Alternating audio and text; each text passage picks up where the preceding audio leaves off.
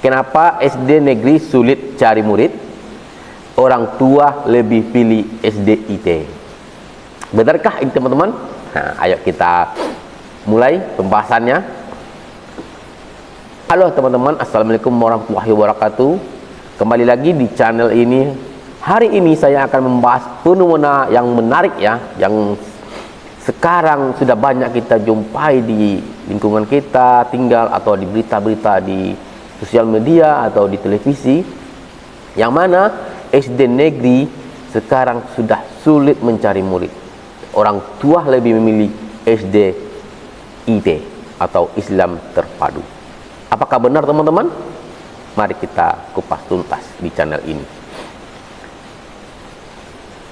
Apakah ini karena kualitas pendidikan SD negeri cenderung menurun, atau memang kualitas SDIT lebih baik? Nanti kita bahas bersama-sama. Atau memang karena zamannya sekarang sudah pergaulannya anak mudanya, pergaulan anak sekarang lebih mudah terjerumus ke hal-hal yang tidak baik, maka orang tua lebih memilih sekolah yang mendidik berbasis akhlak dan karakter. Ya, kita belum tahu, nanti kita mulai diskusi ini. Tapi sebelum itu, teman-temanku sekalian, ada baiknya jangan lupa di like, komen, dan subscribe channel ini, dan bagikan ke yang lain, semoga bermanfaat untuk yang lainnya. Datanya, faktanya, dalam beberapa tahun terakhir banyak SD negeri melaporkan penurunan jumlah murid baru, sementara itu SDIT semakin diminati oleh para orang tua. Ini tidak bisa kita pungkiri, terkhusus di daerah kami, teman-teman. Mengapa begitu? Dulu ketika saya SD, SDIT itu belum ada ya. Tetapi sekarang SDIT itu lumayan berkembang dan mulai banyak diminati, dan pendirian-pendirian sekolah swasta yang berbasis yayasan keislaman, yang SDIT ini tumbuh dengan berkembang dan menjadi favorit di daerah kami. Mengapa demikian? Apakah ini berpengaruh dengan kualitas pendidikan sekolah dasar kita yang negeri? Ini kita masih belum tahu. Tapi sebagai orang tua mungkin lebih memilih sekolah IT berbasis Islam terpadu, karena ada di situ pelajaran atau pembentukan karakter yang islaminya. Begitu teman-teman. Jadi salah satu kenapa SDIT menjadi pilihan, pertama, kurikulumnya berbasis agama; kedua, lingkungan yang dianggap lebih aman; tiga, fokus pada pembentukan akhlak dan karakter. Karena memang ya teman-teman ya, yang saya bandingkan dengan sekolah negeri, karena gurunya yang SDIT ini lebih profesional, teman-teman, lebih mementingkan kualitas pendidikan, baik itu karakter pembelajaran ya, dan apalagi pembentukan akhlak dan karakter, karena di situ semuanya diajarkan, baik dari Al-Quran, mengaji, kemudian sholat, ibadah, dan tata krama, kemudian sholat berjemaah. Karena rata-rata SDIT itu memiliki fasilitas yang juga lengkap. Begitu teman-teman. Walaupun orang tua sekarang tidak perlu lagi, karena orang tua mau membayar biar mahal, tapi dia mutu yang didapatnya berkualitas. Oke, jadi salah satu penyebab SD negeri kurang diminati yaitu adanya isu kualitas pendidikan ya. Ada persepsi bahwa SD negeri kurang fokus pada pendidikan karakter. Kemudian infrastruktur yang kurang memadai dibandingkan SDIT. Benar nggak ini tuh, Bapak Ibu? Di tempatnya SD negeri masih minim infrastrukturnya, kebersihannya, kerapiannya, bangunannya, gedungnya jauh kalah oleh SDIT yang berbasis swasta. Dan banyak juga yang beranggapan SD negeri kurang fokus dalam pendidikan karakter. Nah, bisa jadi ini menjadi penyebab SD negeri kurang diminati. Kemudian kurangnya inovasi, kurikulum yang dianggap monoton dan relevan, karena hanya mengadopsi mungkin ya, karena hanya sesuai dengan kurikulum. Tapi kalau dengan SDIT dia dikembangkannya lagi ya, karena dia mungkin mempunyai sebuah katanya ya, SDIT itu ada konsultannya dalam kurikulumnya. Jadi orang itu tidak hanya terpaku dengan kurikulum yang sudah nasional yang berikan. Jadi ada konsultannya untuk meningkatkan mutu sekolahnya. Begitu. Kemudian dampak kompetisi ya, meningkatnya persaingan antar sekolah. Karena jumlah SD negeri di tempat kita di sekarang ini, bisa jadi SDIT itu satu desa ada satu ya, bukan ya, satu kecamatan ada beberapa sekolah begitu. Jadi banyak pilihan, yang khususnya di kota-kota ya, tempat kami di kota kabupaten, yang baru kota kabupaten ada pilihan beberapa SDIT ya. Jadi itu ada persaingan di situ. Sedangkan di sekolah negeri rata-rata hanya monoton aja, menjalani saja ya.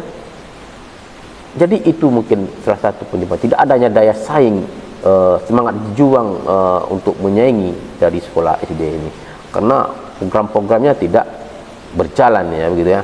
Kalau SDIT ini program-programnya banyak dan itu berjalan ya, walaupun berbayar, orang tua nggak peduli itu, karena dia ingin membagus kualitas pendidikan anak-anaknya.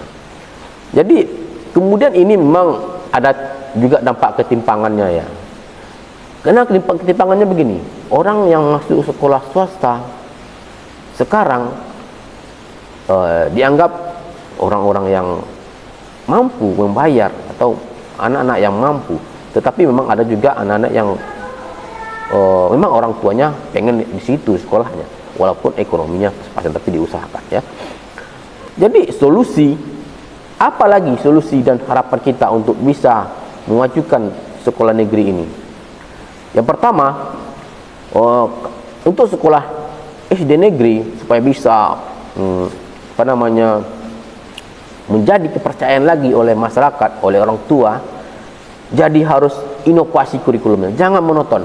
Itu kurikulum yang ada sekarang dikembangkan lagi, ditambah-tambah programnya, ditambah-tambah kegiatannya, dan dijalankan ekstrakurikulernya ya teman-teman ya, Bapak Ibu, karena itu menjadi daya tarik sendiri oleh orang tua.